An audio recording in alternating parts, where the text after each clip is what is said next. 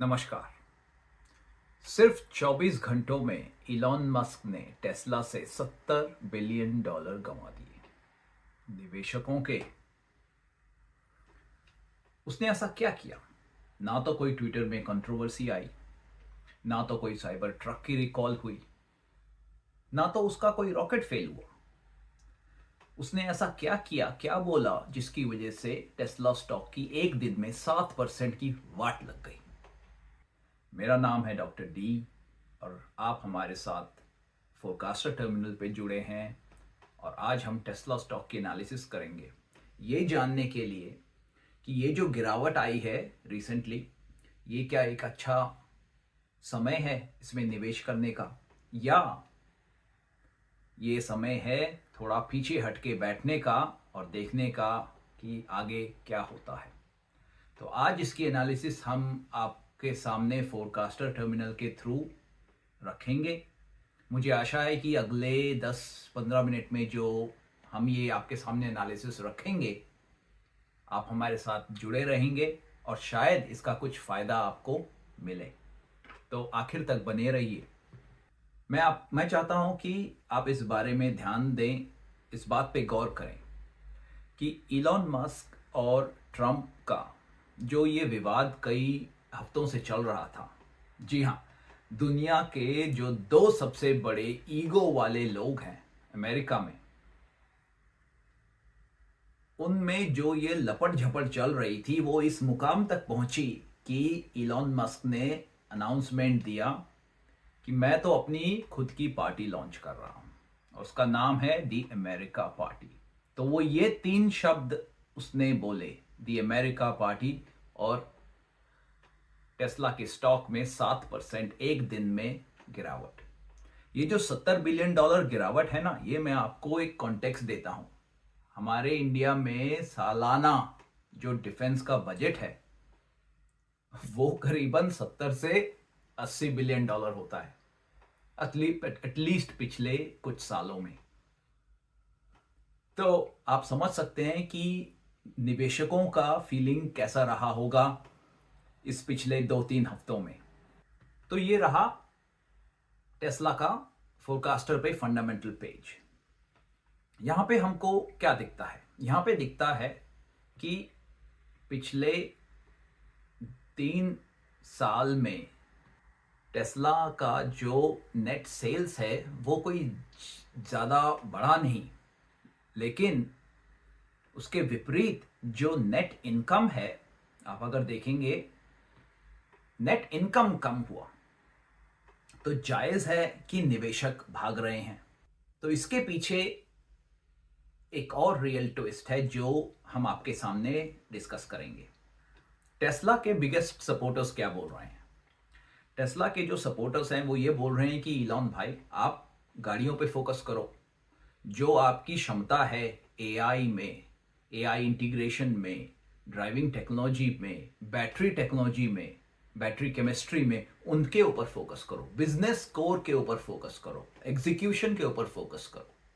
अपना अटेंशन जो है, अपना ध्यान इधर उधर मत बटाओ। तो हम वापस टेस्ला के ओवरव्यू पेज पे आते हैं। यहां पे हम ये देखते हैं कि जो नेट रेवेन्यू लाइन जो गिर रही थी, जो नेट इनकम लाइन जो गिर रही थी, वो अब शेयर प्राइस से नीचे आ गई है।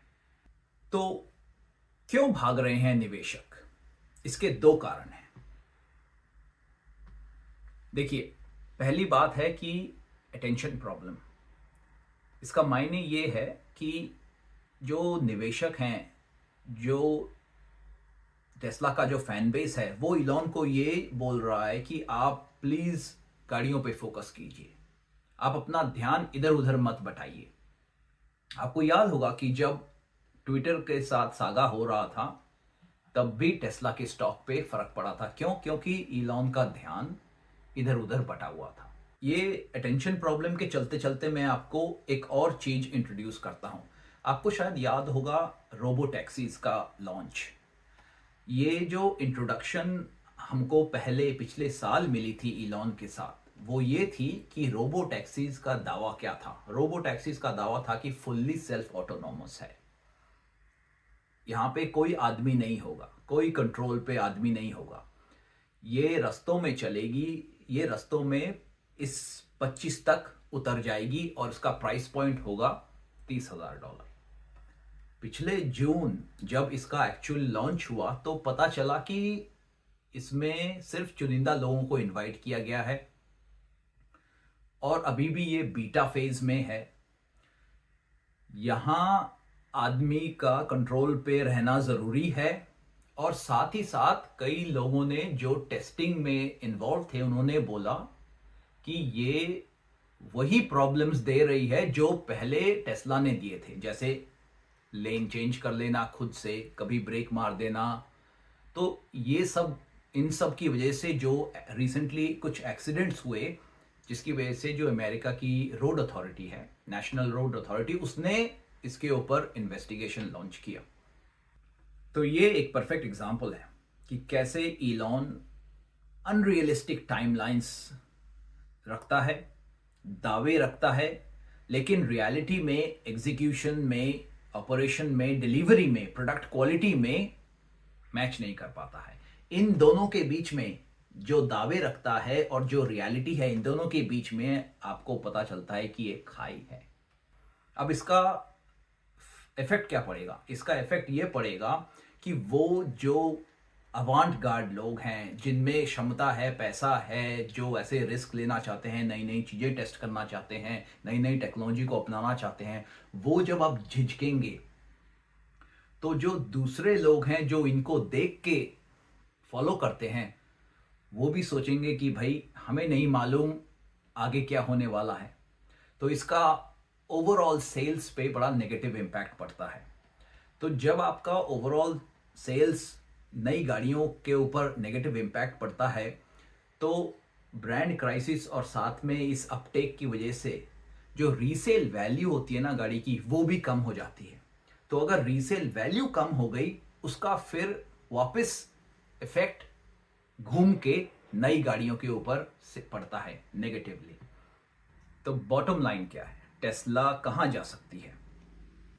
तो मैं आपके सामने शॉर्ट टर्म के लिए 4 फैक्टर रखता हूं, ये दिखाने के लिए कि सिचुएशन चैलेंजिंग है टेस्ला के लिए और हमें इसके चलते शायद थोड़ा सा वेट करना चाहिए।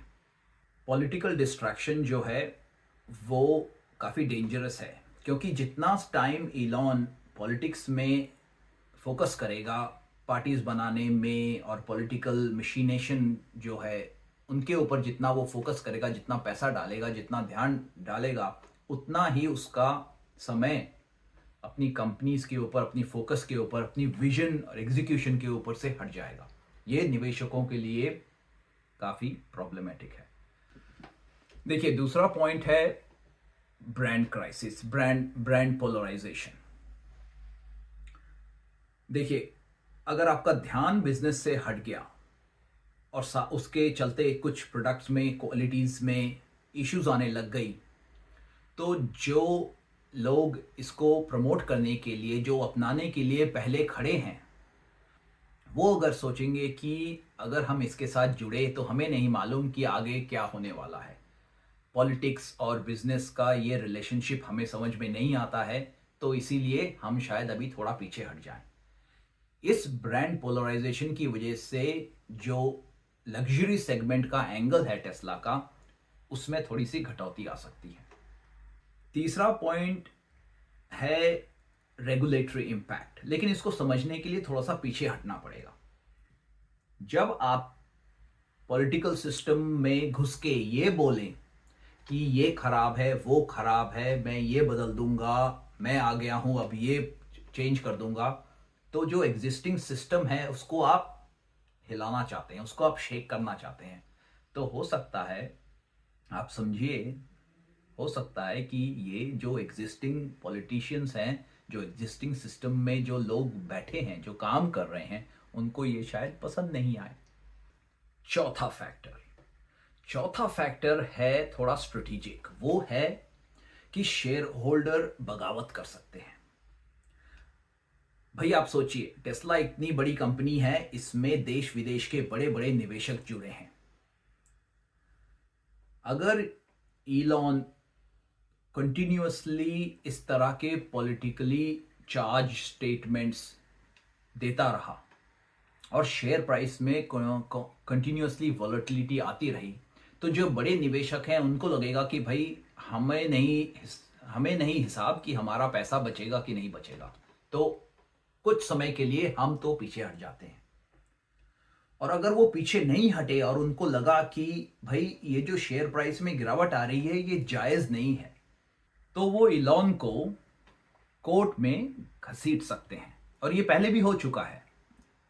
2022 में अगर आपको याद होगा, ट्विटर के चलते जो घपला हुआ था, वहां पे निवेशकों ने इलॉन को कोर्ट में घसीटा। लेकिन लॉन्ग टर्म में जो पिक्चर बन के आती है, 7 साल 10 साल का जो टेस्ला का वैल्यू प्रपोजिशन है, वो हमें समझना पड़ेगा। देखिए, लॉन्ग टर्म में टेस्ला सिर्फ एक कार कंपनी नहीं है, ये एक ओवरऑल टेक्नोलॉजी इकोसिस्टम है। यहां पे फंडामेंटल्स बहुत मजबूत हैं। यहां पे मैं आपको कुछ उदाहरण देता हूं। देखिए, सबसे पहली बात है कि टेस्ला में जो टेक्नोलॉजी है वो 2 भागों में बटी है।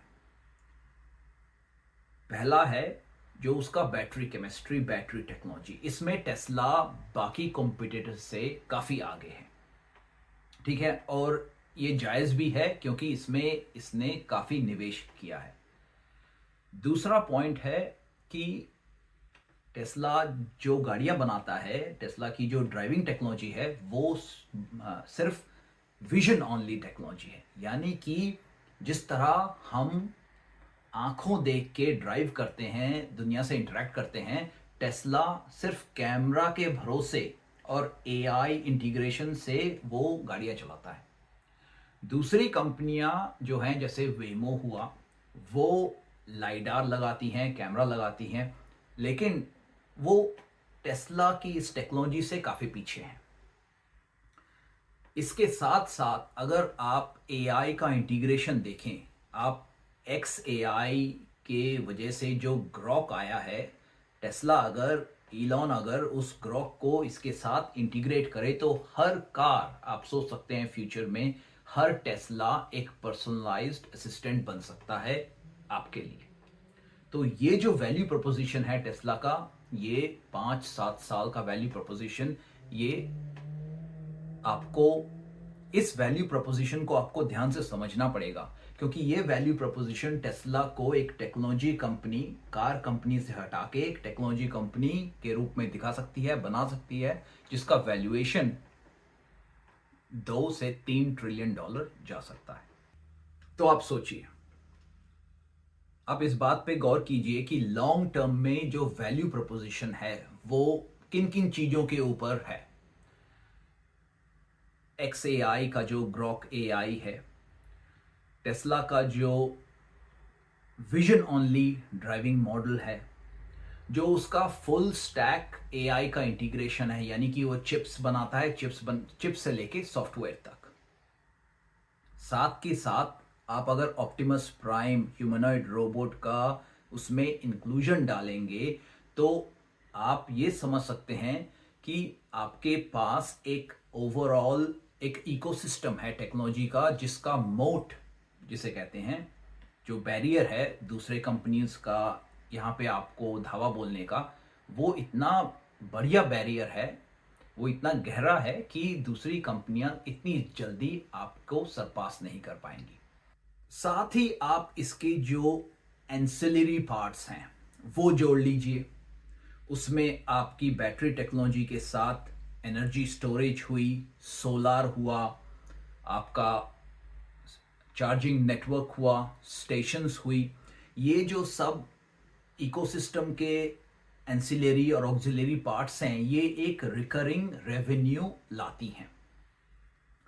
तो इसकी वजह से टेस्ला का मोट काफी स्ट्रांग है लॉन्ग टर्म के लिए। भाई, तो समरी क्या है? टेस्ला 2 इकोसिस्टम्स में 2 व्यू पॉइंट्स के साथ कंपनी बटी है। एक जो शॉर्ट टर्म और दूसरा लॉन्ग टर्म, दोनों हमने आपके सामने रखे। शॉर्ट टर्म में हाई वॉलेटिलिटी दिखती है, शॉर्ट टर्म में थोड़ी सी क्लैरिटी जो कहते हैं, जिसे विजिबिलिटी कहते हैं, वो थोड़ी कम है, थोड़ा ऊपर नीचे हो सकता है। लेकिन लॉन्ग टर्म में फंडामेंटल्स काफ़ी स्ट्रॉन्ग हैं, ग्रोथ पोटेंशियल काफ़ी है, कंपनी का मोट है। और ये अगर आप अच्छी तरह समझ सकते हैं तो आपको ये पता चलेगा कि भाई ये क्लासिकल एग्जाम्पल है कि कैसे शॉर्ट टर्म नॉइज एक बड़ी कंपनी में, फंडामेंटली स्ट्रॉन्ग कंपनी में आ सकते हैं, जिसकी वजह से शेयर प्राइस में भारी गिरावट दिखती है। इसी के चलते, इसी को जानकर जो स्मार्ट इन्वेस्टर्स होते हैं वो अपनी सोच, अपनी पोजीशन उसी के अकॉर्डिंग बनाते हैं। और हमारा काम यही है, फोरकास्टर के साथ जुड़ के हम चाहते हैं कि आप भी ऐसे स्मार्ट निवेशक बने, आप ऐसी एनालिसिस कर सकें खुद घर बैठ के, हाथों हाथों लगे आप किसी भी कंपनी का ओवरव्यू, फंडामेंटल, सीजनैलिटी सब चेक करके ये एक राय तैयार कर पाएं। देखिए, जाने से पहले मैं 2 पॉइंट और आपके सामने रखना चाहता हूं। शॉर्ट टर्म में जो वॉलेटिलिटी है, आप कॉशियस रहिए, लेकिन लॉन्ग टर्म में ऑप्टिमिस्टिक। मैं आपको इस ओवरव्यू पेज पे ये दिखाना चाहता हूं कि करीबन शेयर प्राइस को, टेस्ला को करीबन 150 तक आने दीजिए और उसके बाद हम देखेंगे कि हम क्या करेंगे। ये पॉलिटिकल कंट्रोवर्सी और ये बिजनेस और पॉलिटिक्स का मेल झोल शायद कुछ ज़्यादा ही गोलमाल हो जाए। हम शॉर्ट टर्म में थोड़ा कॉशियस रहेंगे, लेकिन लॉन्ग टर्म में फंडामेंटल सॉलिड हैं। हम टेस्ला के लिए ऑप्टिमिस्टिक हैं। तो याद रखिए, बिजनेस और पॉलिटिक्स का ये जो मिश्रण है ये काफ़ी इंटरेस्टिंग बन सकता है टेस्ला के लिए। भाई, जाते जाते आप हमें ये बताइए कि आपकी क्या राय है। आप क्या उन निवेशकों में हैं जिसने टेस्ला में डबल पोजीशन कर दी इस गिरावट के बाद, या आप अपना पोजीशन क्लोज करके बैठे हैं? तो दोस्तों, आपकी राय क्या है, जाने से पहले ये आप हमें बताइए। और ये शायद अच्छा समय है फोरकास्टर के साथ जुड़ने का। आप हमारे साथ जुड़िए, इसका फ़ायदा उठाइए। यहाँ पे जो फ्री ट्रायल का पीरियड है उसका फ़ायदा उठाइए। आप खुद से देखिए कि आपको इससे और क्या क्या जानकारी मिल सकती है, और हमें बताइए कि आपको इसमें क्या क्या पसंद है और आप इसमें क्या क्या और देखना चाहते हैं। अगली बार मैं आपके लिए एक और वीडियो लेके आऊँगा, एक और एनालिसिस लेके आऊँगा। लेकिन तब तक के लिए आप हमें इजाज़त दीजिए। नमस्कार।